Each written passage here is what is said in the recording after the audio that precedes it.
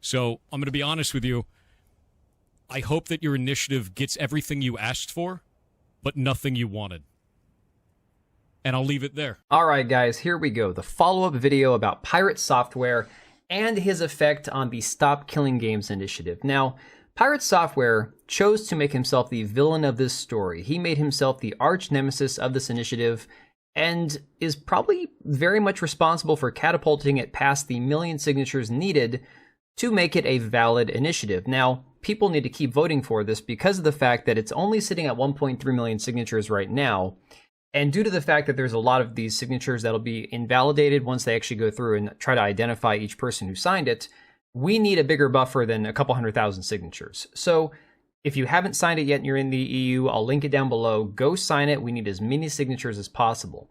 But this video is not going to focus on the initiative itself. This video is going to focus on PirateSoftware and the scrutiny, the amount of investigating people have done into PirateSoftware due to his involvement in trying to kill the Stop Killing Games initiative. So, of course, PirateSoftware, everyone knows that he's been a developer at Blizzard. He's worked at several different companies. I believe he worked at Amazon as well. And, of course, he has his own game studio where he's been working on the same game for about 7 years now. Now, he's been more of a Twitch and online personality than, I would say, a game developer at this point, amassing hundreds of thousands of subscribers on YouTube, hundreds of thousands of followers on Twitch. But recently, due to his antics, he has actually lost over 100,000 subscribers on YouTube, and I believe around 50,000 followers on Twitch, which is insane because that's his bread and butter. That is really what he's been focusing on, more than the developing of his game, as we'll see in a few minutes here. So, of course, this has been a serious issue for him, given the fact that people are now digging into his game, one of them being Private Parts, a fellow game developer, who about a month or two ago, Thor decided to DMCA strike due to his idle game, which was more of a parody game, involving some e-celebs and streamers like Asmongold and Thor, after, of course, the infamous World of Warcraft crash out where Thor roached out on his teammates. And so Private Parts actually took the time to go through and play HeartBound and give his honest thoughts about the game as a fellow game developer. Now, first impressions, this game probably shouldn't have taken this long to make. I don't know if the delay is due to programming, design issues, narrative rewrites, or maybe just a shift in focus after Jason's rise to Twitch and YouTube fame. It's hard to stay motivated when you're pulling in easy money streaming and riding the shorts algorithm. I get it. But you'd think the success would help speed things up. After all, wasn't it the point of the Kickstarter? Hire help, finish the game, get it done. Now, a lot of his complaints about the game are things that we're going to hear from actual game developers and coders as well later on in this video, due to the fact that it seems a lot of the coding in this game itself has got some issues. And of course, it brings into question Thor's actual history as a developer at Blizzard and his abilities as a game coder. The combat in the prologue was very fun. I wish I had gotten more of this throughout the game, as it would have been more enjoyable and interactive. The combat against the shadow monster, who I assume was Baron the dog, was a collection of quick time events or minigames to deal damage to the monster. Even if this could not be done throughout the game on smaller enemies, I think a form of combat should have been implemented with smaller mobs to release the monotony of just walking around in the dark areas and talking. The only time combat was available was twice in the prologue, fighting the same monster. While I understand combat is not the main focus of the game, it's a narrative quest on the introspective mind. This would have changed the pacing of the game and made it 100 times better than what I experienced. In the office level, there are numerous fetch quests and minigame jobs that you have to do. While this is fine in a small scale, there were just too many back and forths and backtracking done without changing the level or the way the player interacts with things. This breaks up again the constant walking, which was annoying. Another good game design rule is to keep the player engaged every 5 to 10 seconds. One of the minigames I disliked was the cafeteria. The main gripe that I have, that I could not stack objects on my head in the order I want. The logic is already there because you could stack rubber ducks on your head. Having you fill the order and stack the items would have been more engaging, and you could have done more than 2 items to feed the workers. Again, this is something I would have done, not really detrimental, just an opinion. I'm not a writer, so I cannot give too much feedback on this other than the fact of too many what I would say pop culture references or references only his community would get. I understand trying to incorporate memes or stuff from your stream, but this can fall on deaf ears of people who don't know who you are and make the player confused. I found myself skipping a shit ton of dialogue just to continue the walking simulator. The level design felt bad in general, from the fetch quest to the constant dark rooms and maze walking, long staircases that could have been avoided, or in between hallways with windows. This game has been in development for over 8 years, and it's not that there's no progress. Jason is working on it, and he does stream his development, but the pace is glacial. With a successful Kickstarter, Patreon, YouTube income, and merch, you'd expect a small team to be hired to help finish. That has not happened. It's hard not to feel like the project is being milked. There's more effort going into the stream, the branding, the TikToks, and the shorts than into the actual game. And that's fine. Stream if you want to. But when fans paid to fund a game and it's still stuck in limbo nearly a decade later, that's an issue. So obviously, aside from his personal bias against Pirate Software, Private Parts was not enthused with the game, and rightfully so. It seems like a game, especially for a game that's only about a 3 or 4 hour long game, that could have been done a little better, especially given the fact that this is a game that's been in development for about 7 years now. But another problem that Thor has faced is the fact that people have been calling him out on his BS for lying about different things over the past few months. One of them being claiming that his studio that he was affiliated with, Off-Brand Games, was being review bombed due to his involvement, of course, with the Stop Killing Games initiative, while the reality was the only game that was being review bombed was his game HeartBound, which currently is sitting at a recently overwhelmingly negative reviews, almost 400 reviews recently, majority of them again overwhelmingly negative. This is all due to the fact that his take on the Stop Killing Games initiative seemed heavily biased due to the fact that he is very much a product of Blizzard, of the AAA games industry, and a fan of live service titles, despite the fact that he wants to claim that this is about not allowing the EU to have more control and regulations over gaming. It seems to be much more of a personal bias, more than an ideological one, if you will. Now, the even more interesting thing about HeartBound is it was a game that was crowdfunded on Kickstarter. He got about $20,000 for this game, not a whole lot of money. But it seems that the game has been more or less done for 7 years now. It's been in early access. He's been working on the third part of this game for what feels like an eternity. And of course, Slop News Network made a video covering this recently with some shocking discoveries about the level of involvement that Thor is actually, well, the amount of time he's actually spent working on this game over the past 5 years. 2021, minus the months of March, April, May, and June, his streaming is extremely good and consistent, with tons of stream days going past 10 hours and some days hitting 16 hours. 2020, about the same for March, April, May, and June, and September, with the rest of the months being slightly less consistent, but still more consistent than not. Then we get to 2023, and this is incredibly consistent with the stream averages being 6 to 8 hours per day. Let's start diving back into Jason's tweets. So on June 2023, he catches COVID again. Okay, that seems to match up with his Twitch stats graph. Here there's a clear week gone. Let's see what Jason says in July.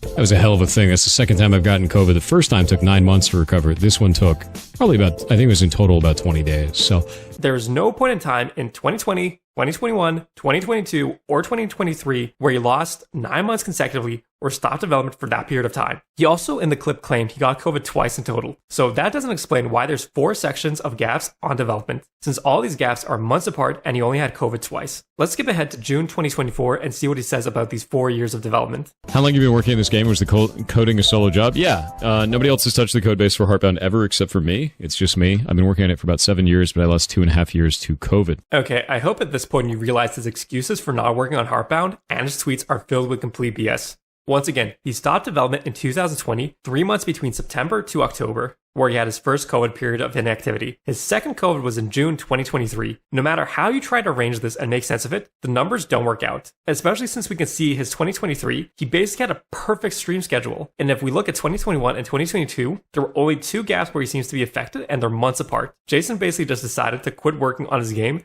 sometime during 2020 and has been making random excuses since then on why he hasn't made progress. Chapter 3 Animus, the reason we've been going through this chart started all the way back in January of 2019. If we look at the latest patch in 2025, work on Chapter 3 Animus is still going somehow. We have gone through 6 years of development so far, and Jason hasn't been able to complete 14% of Chapter 3. So Pirate Software is not alone in the fact that once you discover some social media fame and clout, a lot of developers will tend to get distracted from their previous projects, their Kickstarters, their indie games that they're working on, and start seeking those that validation from other sources, i.e. Mark Kern, aka Grums, and his game Ember, which to date has raised about $600,000 over the course of like 10 years now almost. And the game still doesn't exist. All they have is, again, some backer packs, some PNGs, some terrible looking demos. Again, at least at this point, Thor has put out a working game, even if it's just a 3-hour game that could have been done better by a better developer. So that being said, putting Mark Kern and Thor in the same category, maybe not fair to Thor, but at this point, you know, you get what you deserve. So that being said, Coding Jesus, a YouTuber with extensive knowledge of C++ and game development as a whole, did a massive breakdown a couple days ago on the actual coding, the code that you could see in Thor's development streams. And of course, surprisingly, it doesn't shock anyone that Thor doesn't actually spend any time on his stream coding the game. It's more just showing blips of, magic numbers on the screen to make it look like he's really smart, because he knows what these numbers mean and we don't. So check this out. When I was making notes for this video, because I like to come prepared, I thought I need to go through dozens of different developer streams. But what I found out really quickly is that I can only find 2 developer streams that Thor actually brings up code on the screen in. And in those developer streams, he, one, does not actually do any coding. The code is just visually there on the screen. And 98% of the actual stream is him looking at his subscribers, looking at his tip jar as to how much money people have sent him, and also looking at videos about games, but never actually doing any game development in a dev stream. Let's take a look at what's really wrong about this. And I don't even need to be a game dev to understand that. When you look at the code here, what do you see? You see a lot of magic numbers. That's an industry term for numbers that don't have any description or explanation as to what they are or why they exist. And you also have a lot of true or false, which is not descriptive at all. When you look at any function call as another developer, you should understand what's going on without needing to read through the implementation of the actual method itself. So part type sprite, part type size, I don't need to read through that to understand what's being passed to it and what it's doing. But that's not what's going on here. I should need to ask myself, what is this number 1? What is the 0? What does it signify? Alarm 0, alarm 1, alarm 2. What is that? What are those alarms? Is it an alarm for person A, an alarm for whatever character, an alarm to do what? It's unexpressive. It's really spaghetti code, in my opinion. This is also a complete mess for a couple of reasons. First of all, Thor is using the incorrect data types. This isn't even getting to some sort of advanced design or design pattern. It's showing a complete lack of understanding how to represent information in a program. Another thing here that I noticed is the absurd amount of comments. Most of the time, you don't need to write comments in your code. That's because your code should be self-documenting. But there is a 1 to 5% case rate in which you should be writing comments only if your code is extremely complex. And that's not the case here. Storyline array number. Oh my God. Here he appears to be storing a timeline of events in a flat one-dimensional array with random numbers as the indices in order to represent said event. So literally anything would be an upgrade over what is written here. For example, what he could have done is created a nested structure where all of those default values, instead of being hard-coded and written in some file, can simply be stored in a YAML or configuration file that can be edited outside of the build as to not waste time rebuilding the entire application in a YAML or XML format. That's Development 101. You learn it in the first week of your new job as either an intern or a junior developer. So of course, after PirateSoftware saw Coding Jesus' video and responded to it, Coding Jesus went a little bit more, I would say, nuclear, and spent a little more time talking about PirateSoftware's actual character and the history that he has in not only game development, but information technology. And given the fact that he actually isn't even the hacker or computer programmer that he claims to be, given the, let's just say, remedial nature of some of the jobs that he had working for instance, at Amazon and of course at Blizzard. And I think that really comes down to the heart of this critique or that claim, and that is that PirateSoftware is constantly portraying himself as this sort of expert authority on everything that's wrong about nothing. and uses all this hyperbolic language and associations when in reality, what he's tangibly produced is below what you'd expect from a junior developer or even an intern. People call me the Bob Ross of programming, which I think is a pretty big honor because I like Bob Ross's stuff. Here, for example, he didn't say directly, I'm Bob Ross. He said, everybody thinks I'm Bob Ross of programming. What does that mean? It's trying to paint the picture that there's a broad consensus that you are the best developer out there and you are the go-to guy for anything related to game programming, which is his niche. You're a hacker. Like that's where you like kind of started. An actual hacker. An actual hacker. Like, Yes, not like I'm a hacker. No, you're an actual hacker. You've won. Like an actual hacker. Yeah. My last job was hacking power plants for the federal government. I worked for the United States Department of Energy. So Just a dude the walks in with a laptop and a suit, and you lean over to, who's that guy? Well, that's the hacker from the government. Yeah, that's the hacker. It's even worse because we go in like 3 to 4 man teams, man. So like we've got a team of Oh, you dudes had a looking fleet. like You had this. like a team of dudes in It suits wasn't just holding me. laptops, Yeah, walking into exactly. restricted areas. Okay. When he says things like this, what he's trying to paint in your mind as a viewer is that he's some sort of Unit 8200 Mossad agent writing zero-day exploits on USBs that are snuck into Iranian nuclear facilities and that infest and shut down the entire technical operation of that nuclear power plant. When in reality, if you look at his LinkedIn and reconcile it against his skill set, what he did was social engineering. He wrote phishing emails and tried to gain access to credentials and user systems that way. And so all this really culminates in the disconnect between who Thor plays himself up to be and then what he can produce. It shouldn't be a surprise to anybody that his GitHub is also totally empty. It's empty because he has nothing to show for his 20 years of experience as a veteran in the space. So I think what you can take away from this is when you put all these things side by side, the quality of the game, the development time that it's taken, and of course, the issues with the game's code itself, as pointed out by Coding Jesus, it makes perfect sense now why people no longer trust Pirate Software, whether it's his opinion, his takes on the games industry as a whole, his opinion on Stop Killing Games, or even his ability to properly program or code a game that should have been done years ago had he actually been working on it over the amount of years that he's been streaming and developing the game. So at this point, all I can say is he's definitely exposed himself to be a less than trustworthy person. And at this point now, I don't think he'll ever repair the damage that has happened to his career moving forward.